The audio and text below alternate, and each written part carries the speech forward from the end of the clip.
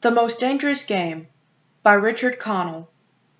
Off there to the right, somewhere, is a large island, said Whitney. It's rather a mystery. What island is it? Rainsford asked. The old charts call it Ship Trap Island, Whitney replied. A suggestive name, isn't it? Sailors have a curious dread of the place. I don't know why. Some superstition. Can't see it, remarked Rainsford, trying to peer through the dank tropical night that was palpable as it pressed its thick, warm blackness in upon the yacht. You've good eyes, said Whitney with a laugh, and I've seen you pick off a moose moving in the brown fall bush at 400 yards, but even you can't see 4 miles or so through a moonless Caribbean night. Nor 4 yards, admitted Rainsford. Ugh, it's like moist black velvet. It will be light in Rio, promised Whitney. We should make it in a few days. I hope the Jaguar guns have come from Purdy's. We should have some good hunting up the Amazon. Great sport hunting.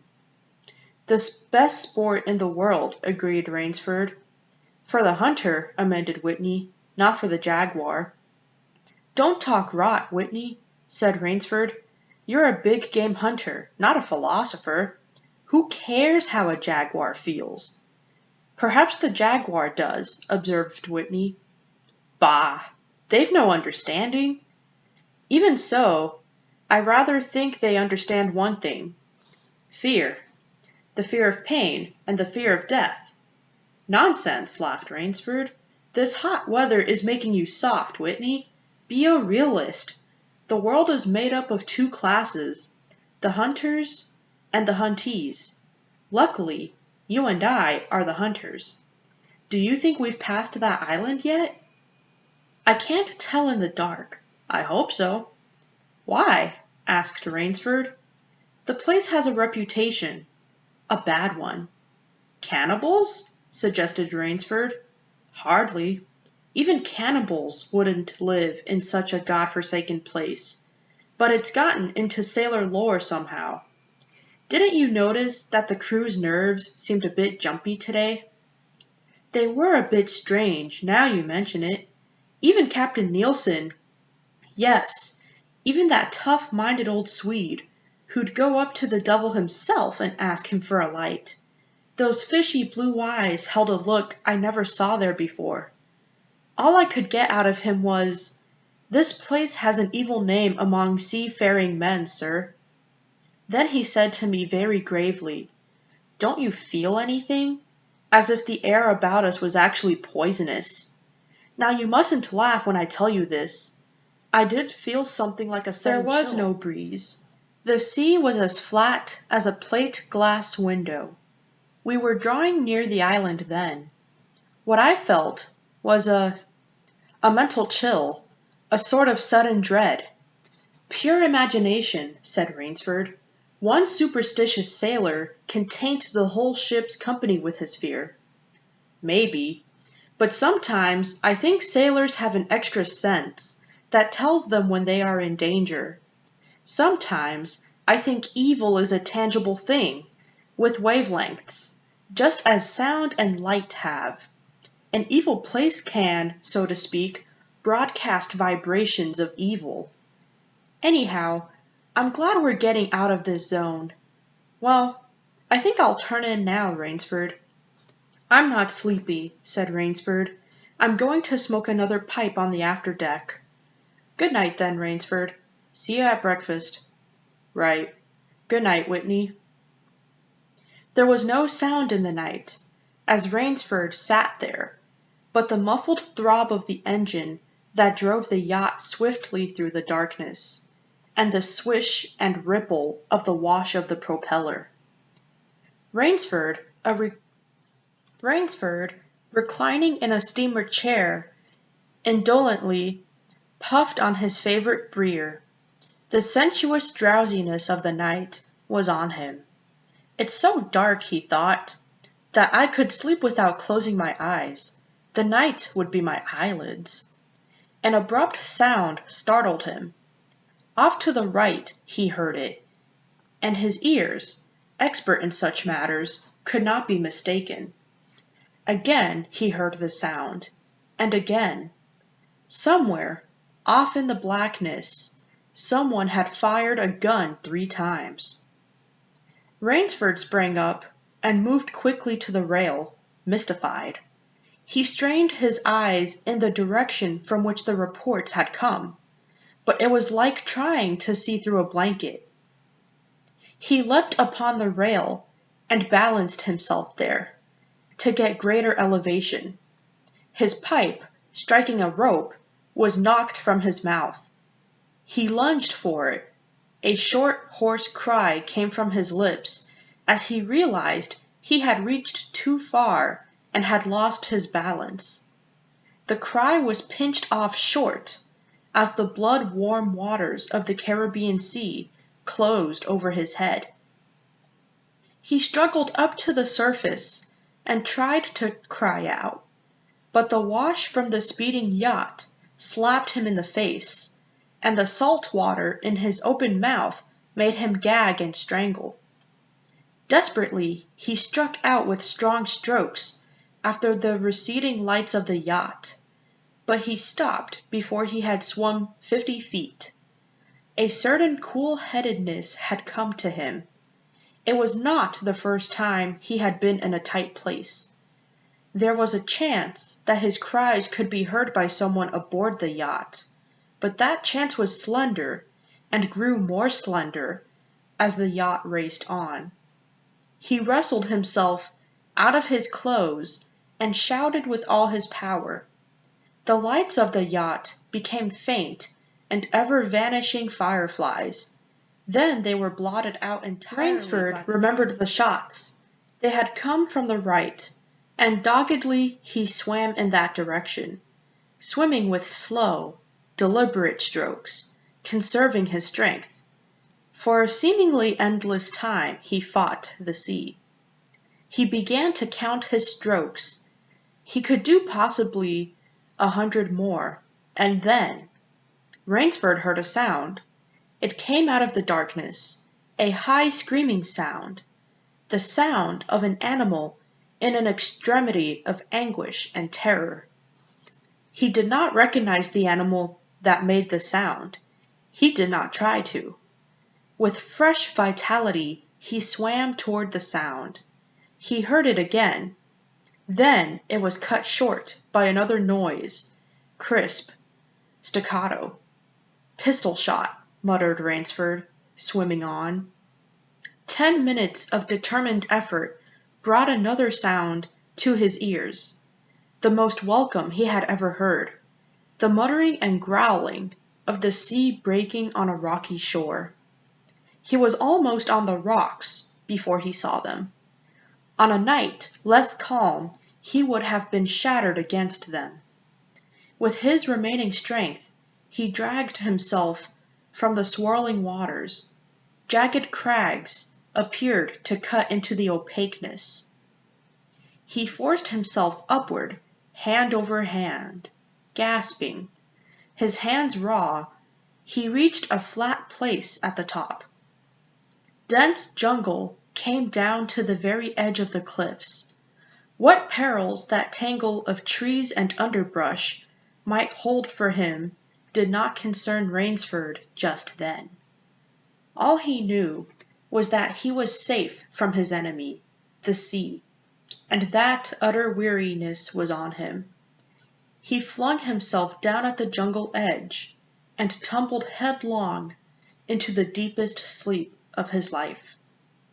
When he opened his eyes, he knew from the position of the sun that it was late in the afternoon. Sleep had given him new vigor. A sharp hunger was picking at him. He looked about him, almost cheerfully. Where there are pistol shots, there are men. Where there are men, there is food, he thought. But what kind of men, he wondered, in so forbidding a place? An unbroken front of snarled and ragged jungle fringed the shore. He saw no sign of a trail through the closely knit web of weeds and trees. It was easier to go along the shore, and Rainsford floundered along by the water. Not far from where he had landed, he stopped. Some wounded thing. By the evidence, a large animal had thrashed about in the underbrush. Jungle weeds were crushed down. Some wounded thing. By the evidence, a large animal had thrashed about in the underbrush. The jungle weeds were crushed down, and the moss was lacerated. One patch of weeds was stained crimson. A small, glittering object not far away caught Rainsford's eye, and he picked it up. It was an empty cartridge. A .22, he remarked. That's odd. It must have been a fairly large animal, too. The hunter had his nerve with him to tackle it with a light gun. It's clear that the brute put up a fight. I suppose the first 3 shots I heard was when the hunter flushed his quarry and wounded it. The last shot was when he trailed it here and finished it. He examined the ground closely and found what he had hoped to find, the print of hunting boots. They pointed along the cliff in the direction he had been going. Eagerly he hurried along, now slipping on a rotten log or a loose stone, but making headway. Night was beginning to settle down on the island. Bleak darkness was blacking out the sea and jungle when Rainsford sighted the lights. He came upon them as he turned a crook in the coastline, and his first thought was that he had come upon a village, for there were many lights. But as he forged along, he saw to his great astonishment that all the lights were in one enormous building, a lofty structure with pointed towers plunging upward into the gloom. His eyes made out the shadowy outlines of a palatial chateau. It was set on a high bluff, and on 3 sides of it, cliffs dived down to where the sea licked greedy lips in the shadows. Mirage, thought Rainsford, but it was no mirage, he found, when he opened the tall spiked iron gate. The stone steps were real enough. The massive door with a leering gargoyle for a knocker was real enough. Yet about it all hung an air of unreality. He lifted the knocker, and it creaked up stiffly, as if it had never before been used. He let it fall, and it startled him with its booming loudness. He thought he heard steps within. The door remained closed. Again, Rainsford lifted the heavy knocker and let it fall. The door opened then, opened as suddenly as if it were on a spring, and Rainsford stood blinking in the river of glaring gold light that poured out. The first thing Rainsford's eyes discerned was the largest man Rainsford had ever seen, a gigantic creature, solidly made and black-bearded to the waist. In his hand, the man held a long-barreled revolver, and he was pointing it straight at Rainsford's heart.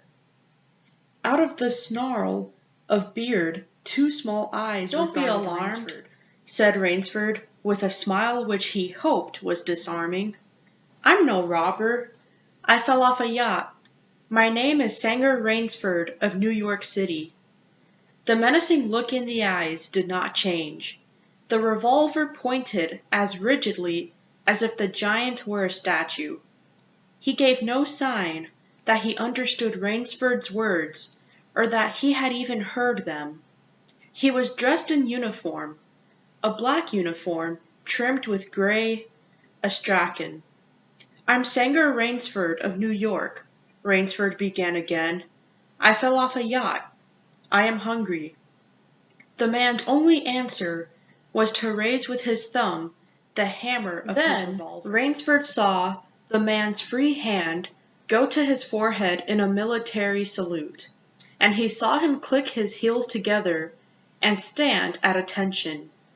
Another man was coming down the broad marble steps, an erect, slender man in evening clothes. He advanced to Rainsford and held out his hand.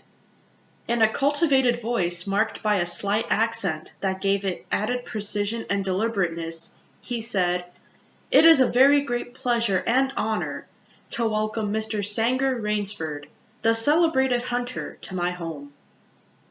Automatically, Rainsford shook the man's hand. "I've read your book about hunting snow leopards in Tibet, you see," explained the man. "I am General Zaroff." Rainsford's first impression was that the man was singularly handsome. His second was that there was an original, almost bizarre quality about the general's face. He was a tall man past middle age, for his hair was a vivid white, but his thick eyebrows and pointed military mustache were as black as the night from which Rainsford had come. His eyes, too, were black and very bright. He had high cheekbones, a sharp-cut nose, a spare, dark face, the face of a man used to giving orders, the face of an aristocrat. Turning to the giant in uniform, the general made a sign. The giant put away his pistol, saluted, withdrew. "Ivan is an incredibly strong fellow," remarked the general, "but he has the misfortune to be deaf and dumb. A simple fellow, but I'm afraid, like all his race, a bit of a savage." "Is he Russian?" "He is a Cossack," said the general, and his smile showed red lips and pointed teeth. "So am I." "Come," he said, "we shouldn't be chatting here. We can talk later. Now you want clothes, food, rest. You shall have them. This is a most restful spot." Ivan had reappeared, and the general spoke to him with lips that moved, but gave forth no sound. "Follow Ivan, if you please, Mr. Rainsford," said the general. "I was about to have my dinner when you came. I'll wait for you. You'll find that my clothes will fit you." It was to a huge, beam-ceilinged bedroom with a canopied bed, big enough for 6 men, that Rainsford followed the silent giant. Ivan laid out an evening suit, and Rainsford, as he put it on, noticed that it came from a London tailor who ordinarily cut and sewed for none below the rank of duke. The dining room to which Ivan conducted him was in many ways remarkable. There was a medieval magnificence about it. It suggested a baronial hall of feudal times, with its oaken panels, its high ceiling, its vast refectory table, where 20 men could sit down to eat. About the hall were the mounted heads of many animals: lions, tigers, elephants, moose, bears, larger or more perfect specimens Rainsford had never seen. At the general table the general was sitting, alone. "You'll have a cocktail, Mr. Rainsford," he suggested. The cocktail was surpassingly good, and Rainsford noted the table appointments were of the finest: the linen, the crystal, the silver, the china. They were eating borscht, the rich red soup with sour cream, so dear to Russian palates. Half apologetically, General Zaroff said, "We do our best to preserve the amenities of civilization here. Please forgive any lapses. We are well off the beaten track, you know." "Do you think the champagne has suffered from its long oath?" "Not in the least," declared Rainsford. He was finding the general a most thoughtful and affable host, a true cosmopolite. But there was one small trait of the general's that made Rainsford uncomfortable. Whenever he looked up from his plate, he found the general studying him, appraising him narrowly.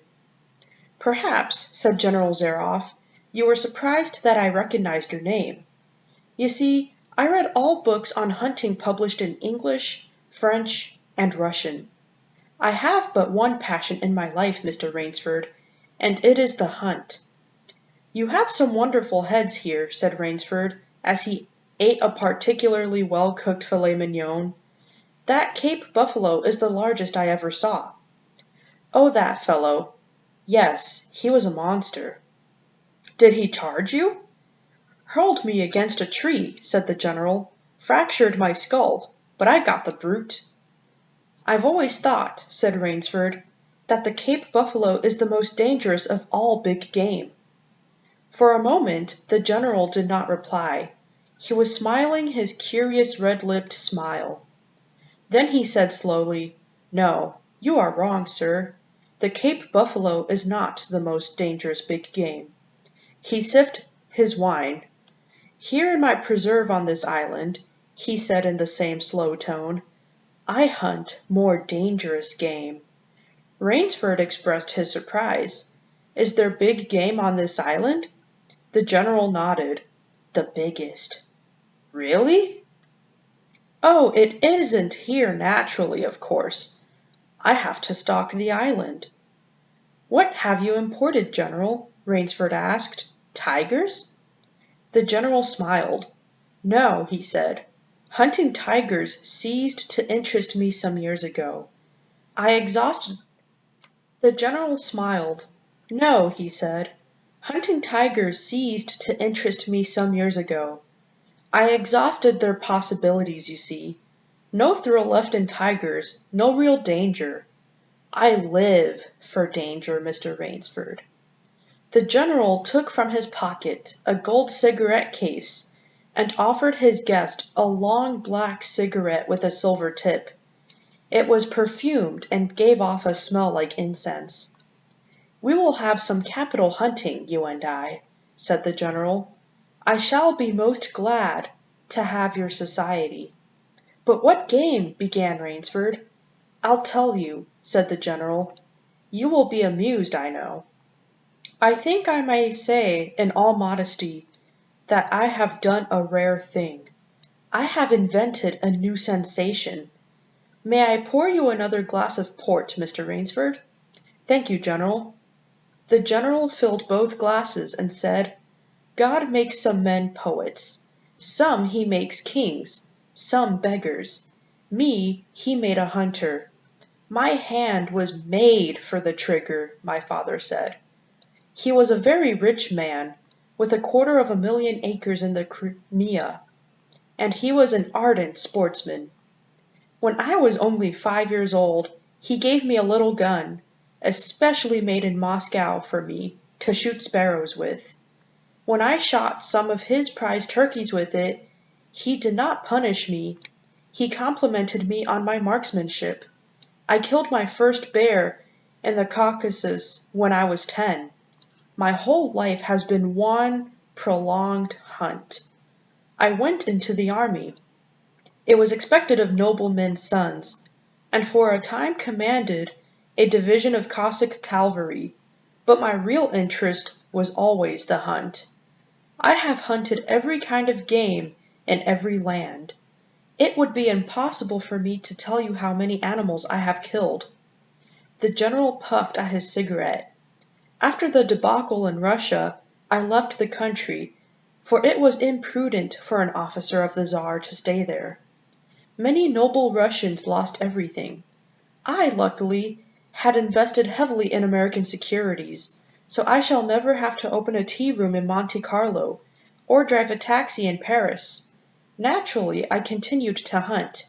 Grizzlies in your Rockies, crocodiles in the Ganges, rhinoceroses in East Africa. It was in Africa that the Cape buffalo hit me and laid me up for 6 months. As soon as I recovered, I started for the Amazon to hunt jaguars, for I had heard they were unusually cunning. They weren't, the Cossack sighed. They were no match at all for a hunter with his wits about him, and a high-powered rifle. I was bitterly disappointed. I was lying in my tent with a splitting headache one night, when a terrible thought pushed its way into my mind. Hunting was beginning to bore me, and hunting, remember, had been my life. I have heard that in America, businessmen often go to pieces when they give up the business. That has been their life. Yes, that's so, said Rainsford. The general smiled. I had no wish to go to pieces, he said. I must do something. Now mine is an analytical mind, Mr. Rainsford. Doubtless that is why I enjoy the problems of the chase. No doubt, General Zaroff. So, continued the general, I asked myself why the hunt no longer fascinated me. You are much younger than I am, Mr. Rainsford, and have not hunted as much, but you perhaps can guess the answer. What is it? Simply this. Hunting had ceased to be what you call a sporting proposition. It had become too easy. I always got my quarry. Always. There is no greater bore than perfection.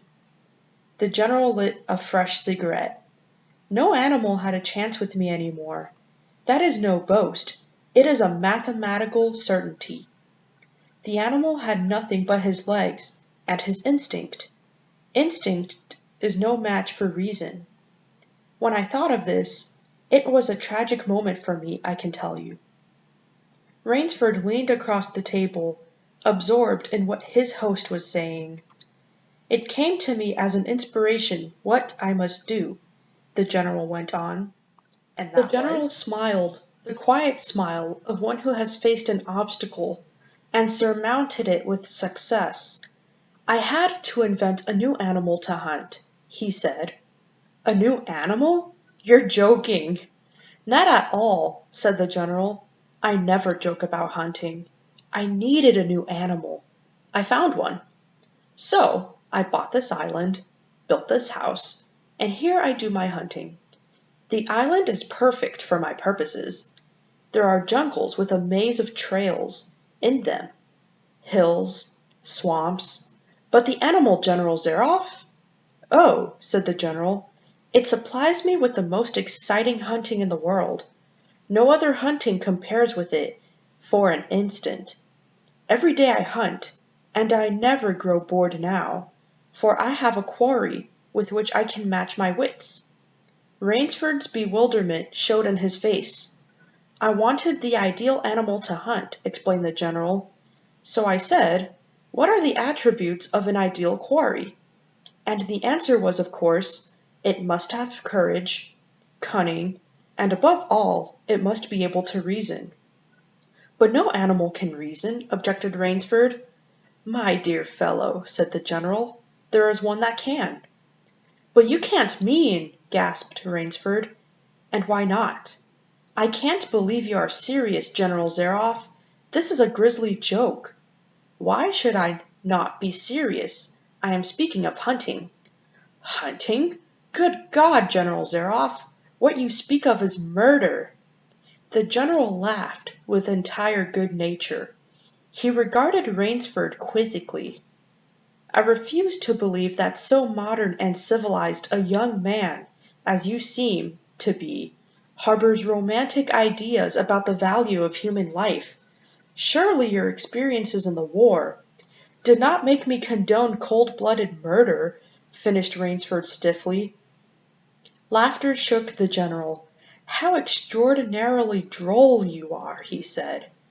One does not expect nowadays to find a young man of the educated class, even in America, with such a naive, and if I may say so, mid-Victorian point of view.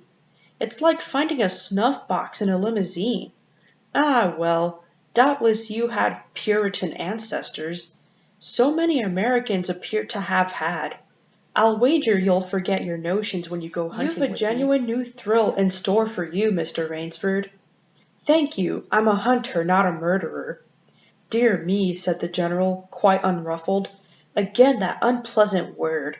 But I think I can show you that your scruples are quite ill-founded. Yes? Life is for the strong, to be lived by the strong, and if need be taken by the strong.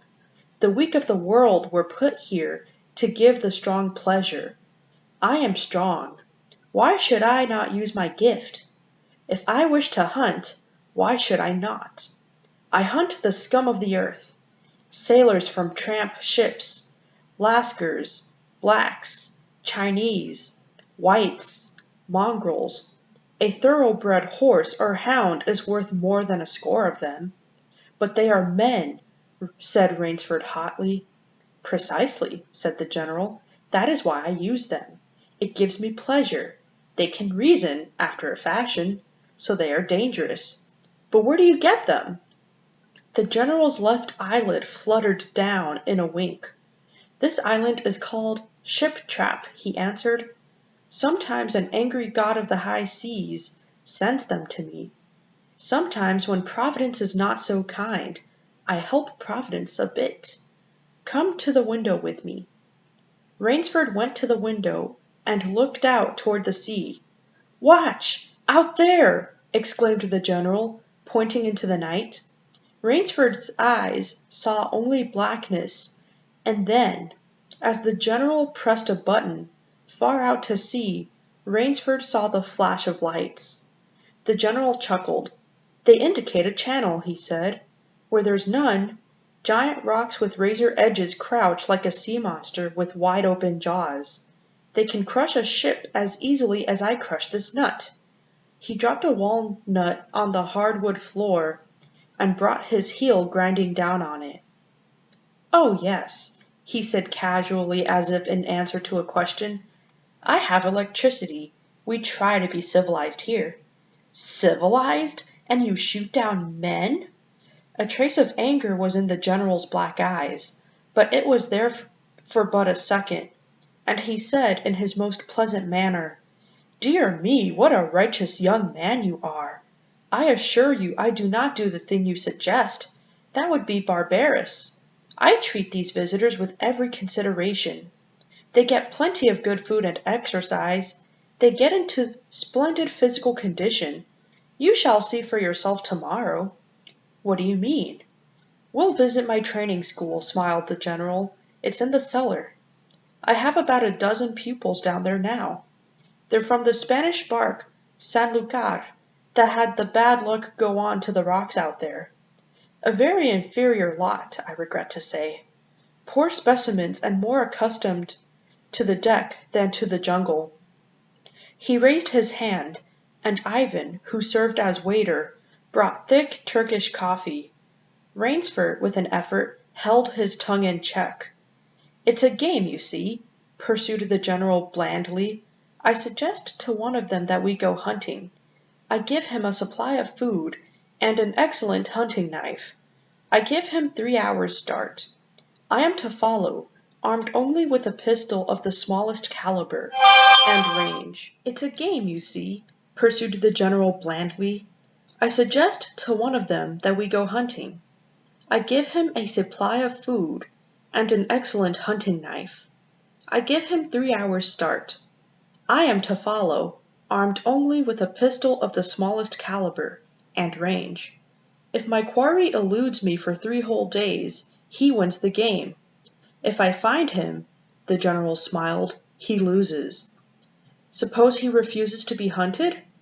Oh, said the general, I give him his option, of course. He need not play the game if he doesn't wish to. If he does not wish to hunt, I turn him over to Ivan. Ivan once had the honor of serving as official knouter to the Great White Tsar, and he has his own ideas of sport. Invariably, Mr. Rainsford, invariably they choose the hunt. And if they win? The smile on the general's face widened. To date I have not lost, he said. Then he added hastily, I don't wish you to think me a braggart, Mr. Rainsford. Many of them afford only the most elementary sort of problem. Occasionally I strike a Tartar. One almost did win. I eventually had to use the dogs. The dogs? This way, please. I'll show you. The general steered Rainsford to a window. The lights from the windows sent a flickering illumination that made grotesque patterns on the courtyard below, and Rainsford could see moving about there a dozen or so huge black shapes. As they turned toward him, their eyes glittered greenly. A rather good lot, I think, observed the general. They are let out at 7 every night. If anyone should try to get into my house, or out of it, something extremely regrettable would occur to him. He hummed a snatch of song from the Folie Berger. "And now," said the general, "I want to show you my new collection of heads. Will you come with me to the library?" "I hope, Mr. Rainsford, that you will excuse me tonight, General Zaroff. I'm really not feeling at all well." "Ah, indeed?" the general inquired solicitously. "Well, I suppose that's only natural after your long swim. You need a good, restful night's sleep. Tomorrow you'll feel like a new man, I'll wager. Then we'll hunt, eh? I've one rather promising prospect." Rainsford was hurrying from the room. "Sorry, you can't go with me tonight," called the general. "I expect rather fair sport. A big, strong black. He looks resourceful. Well, good night, Mr. Rainsford. I hope you have a good night's rest." The bed was good, and the pajamas of the softest silk, and he was tired in every fibre of his being, but nevertheless Rainsford could not quiet his brain with the opiate of sleep. He lay eyes wide open. Once he thought he heard stealthy steps in the corridor outside his room. He sought to throw open the door. It would not open. He went to the window and looked out. His room was high up in one of the towers.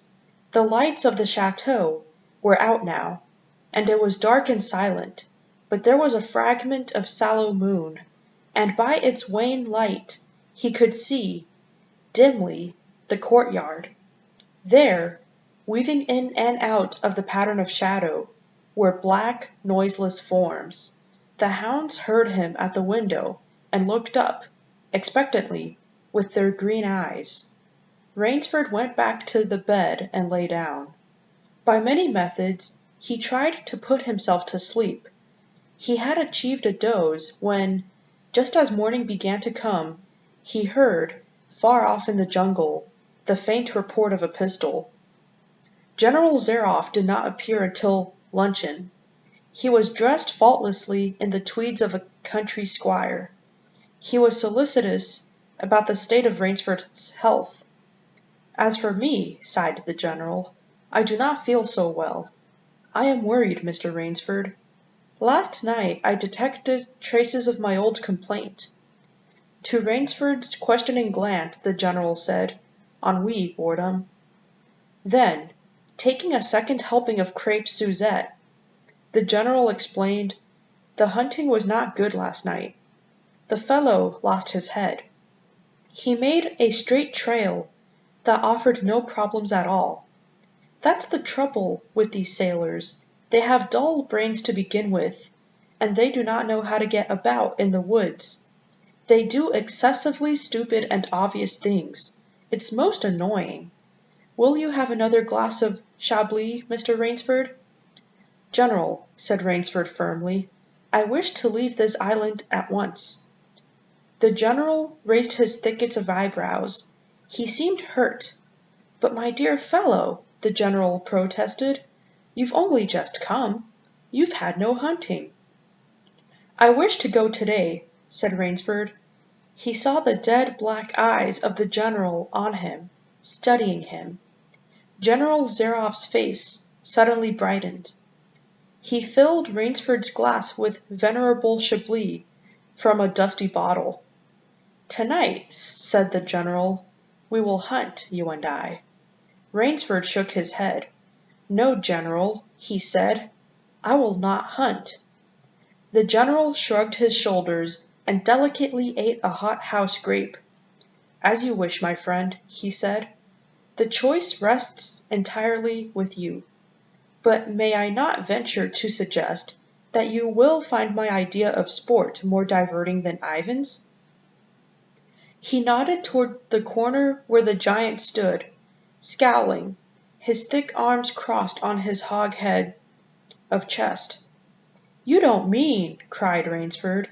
"My dear fellow," said the general, "have I not told you I always mean what I say about hunting? This is really an inspiration. I drink to a foeman worthy of my steel, at last." The general raised his glass, but Rainsford sat, staring at him. "You'll find this game worth playing," the general said enthusiastically. "Your brain against mine. Your woodscraft against mine. Your strength and stamina against mine. Outdoor chess. And the stake is not without value, eh?" "And if I win," began Rainsford huskily, "I'll cheerfully acknowledge myself defeated if I do not find you by midnight of the third day," said General Zaroff. "My sloop will place you on the mainland near a town." The general read what Rainsford was thinking. "Oh, you can trust me," said the Cossack. "I will give you my word as a gentleman and a sportsman. Of course you, in turn, must agree to say nothing of your visit here." "I'll agree to nothing of the kind," said Rainsford. "Oh," said the general, "in that case— But why discuss that now? 3 days hence we can discuss it over a bottle of Veuve Clicquot. Unless—" The general sipped his wine.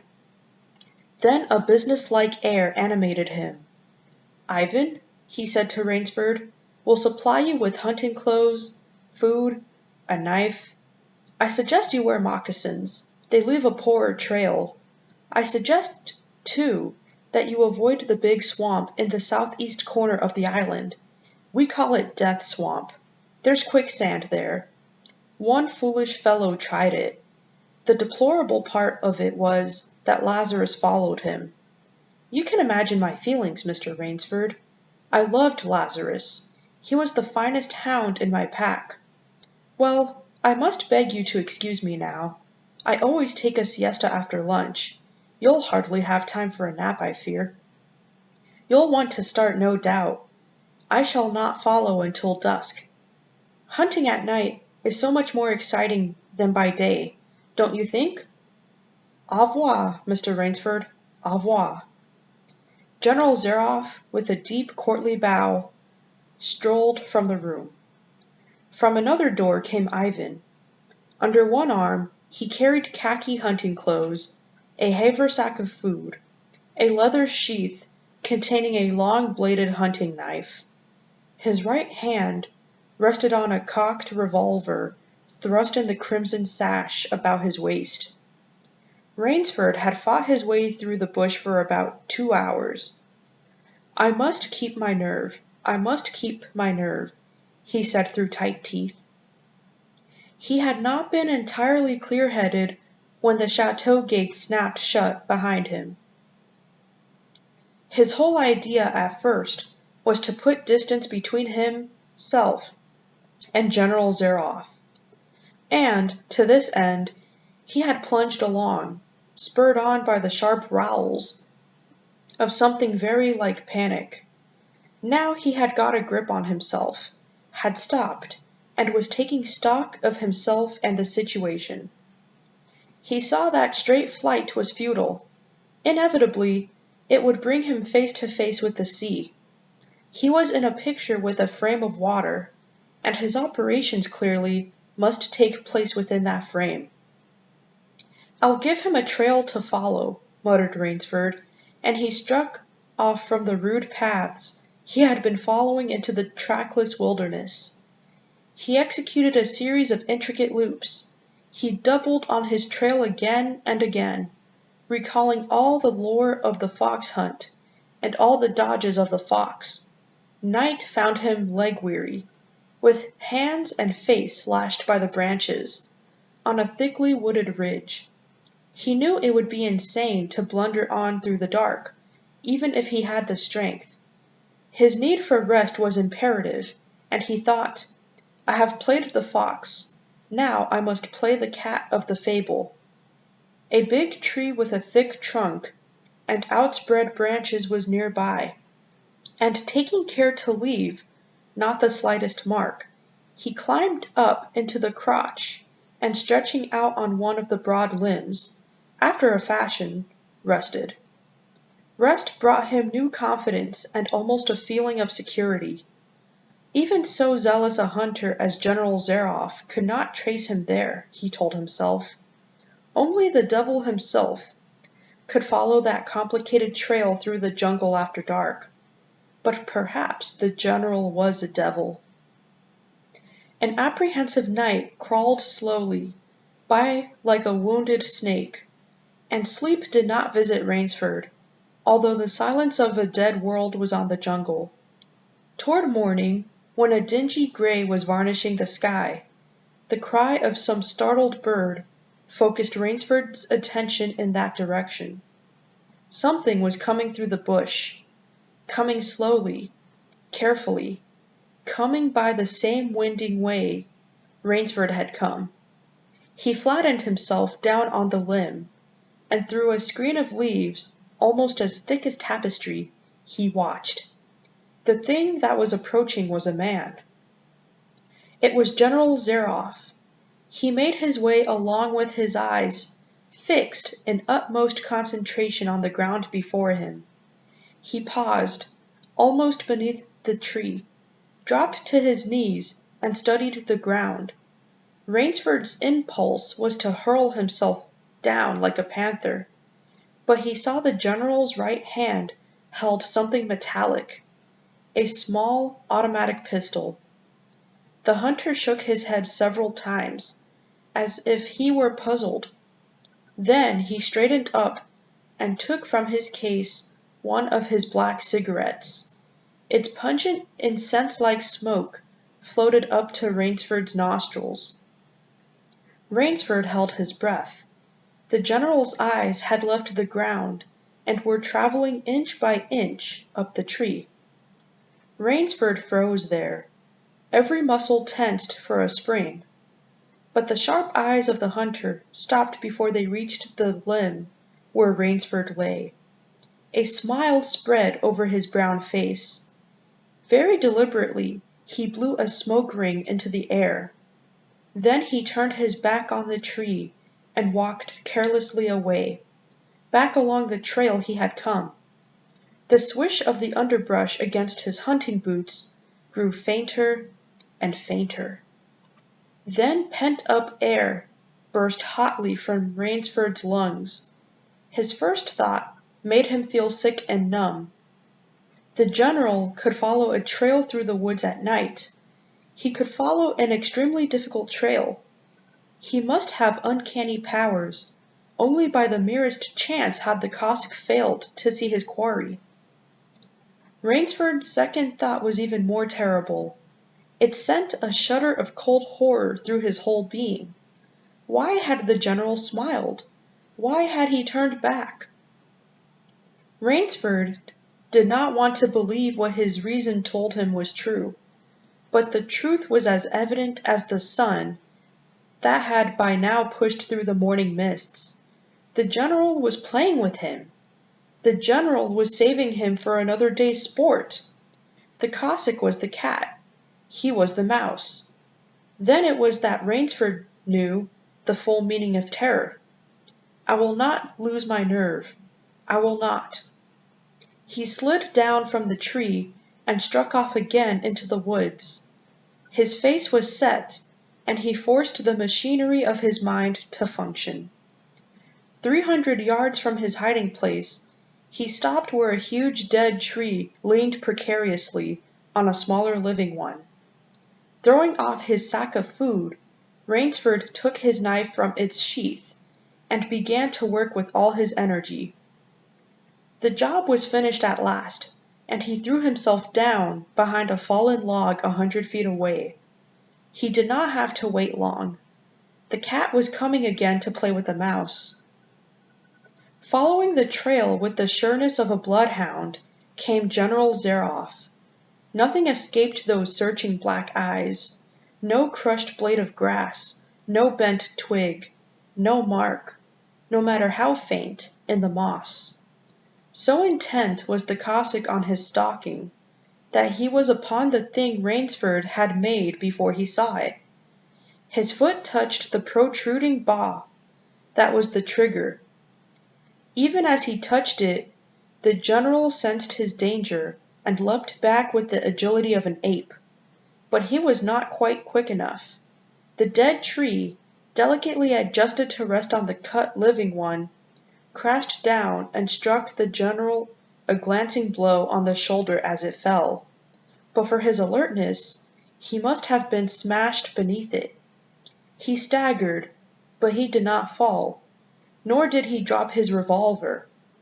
He stood there, rubbing his injured shoulder, and Rainsford, with fear again gripping his heart, heard the general's mocking laugh ring through the jungle. "Rainsford," called the general, "if you are within the sound of my voice, as I suppose you are, let me congratulate you. Not many men know how to make a Malay man-catcher.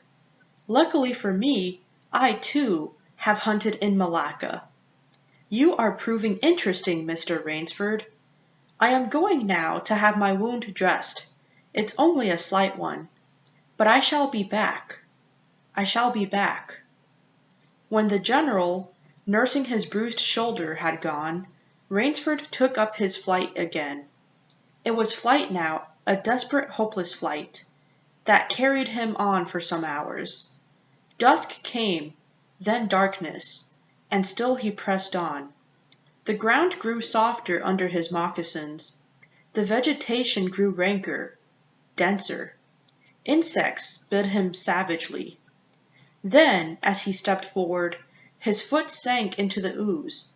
He tried to wrench it back, but the muck sucked viciously at his foot, as if it were a giant leech. With a violent effort, he tore loose. He knew where he was now, Death Swamp and its quicksand. His hands were tight closed, as if his nerve were something tangible that someone in the darkness was trying to tear from his grip. The softness of the earth had given him an idea. He stepped back from the quicksand a dozen feet or so, and, like some huge prehistoric beaver, he began to dig. Rainsford had dug himself in France, when a second's delay meant death. That had been a placid pastime compared to his digging now. The pit grew deeper. When it was above his shoulders, he climbed out and from some hard saplings cut stakes and sharpened them to a fine point. These stakes he planted in the bottom of the pit, with the points sticking up. With flying fingers he wove a rough carpet of weeds and branches, and with it he covered the mouth of the pit. Then, wet with sweat and aching with tiredness, he crouched behind the stump of a lightning-charred tree. He knew his pursuer was coming. He heard the padding sound of feet on the soft earth, and the night breeze brought him the perfume of the general's cigarette. It seemed to Rainsford that the general was coming with unusual swiftness. He was not feeling his way along, foot by foot. Rainsford, crouching there, could not see the general, nor could he see the pit. He lived a year in a minute. Then he felt an impulse to cry aloud with joy, for he heard the sharp cackle of the breaking branches as the cover of the pit gave way. He heard the sharp scream of pain as the pointed stakes found their mark. He leapt up from his place of concealment. Then he cowered back. 3 feet from the pit, a man was standing, with an electric torch in his hand. "You've done well, Rainsford," the voice of the general called. "Your Burmese tiger pit has claimed one of my best dogs. Again you score. I think, Mr. Rainsford, I'll see what you can do against my whole pack. I'm going home for a rest now. Thank you for a most amusing evening." At daybreak, Rainsford, lying near the swamp, was awakened by the sound that made him know that he had new things to learn about fear. It was a distant sound, faint and wavering, but he knew it. It was the baying of a pack of hounds. Rainsford knew he could do one of 2 things. He could stay where he was and wait. That was suicide. He could flee. That was postponing the inevitable. For a moment he stood there thinking. An idea that held a wild chance came to him, and, tightening his belt, he headed away from the swamp. The baying of the hounds grew nearer, then still nearer, nearer, even nearer. On a ridge, Rainsford climbed a tree. Down a watercourse, not a quarter of a mile away, he could see the bush moving. Straining his eyes, he saw the lean figure of General Zaroff. Just ahead of him, Rainsford made out another figure, whose wide shoulders surged through the tall jungle weeds. It was the giant Ivan, and he seemed pulled forward by some unseen force. Rainsford knew that Ivan must be holding the pack in leash. They would be on him any minute now. His mind worked frantically. He thought of a native trick he had learned in Uganda. He slid down the tree. He caught hold of a springy young sapling, and to it he fastened his hunting knife, with the blade pointing down the trail. With a bit of wild grapevine he tied back the sapling. Then he ran for his life. The hounds raised their voices as they hit the fresh scent. Rainsford knew now how an animal at bay feels. He had to stop to get his breath. The baying of the hounds stopped abruptly, and Rainsford's heart stopped too. They must have reached the knife. He shinnied excitedly up a tree and looked back.